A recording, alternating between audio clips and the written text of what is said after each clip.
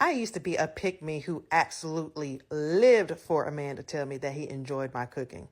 However, I've since grown and have learned better than that, but that doesn't stop me from throwing down in the kitchen when I get ready to.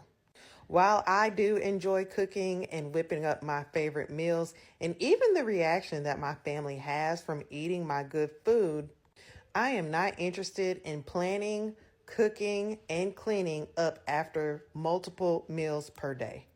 With the many businesses that I run and the different things that I have to do with homeschooling and when it comes to the household, I just don't have the time. It's more than a job, it's multiple jobs in one. But my macaroni and cheese recipe is always a crowd favorite.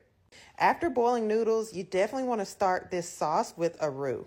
If you're using Cheese Whiz or any type of nastiness or Velveeta or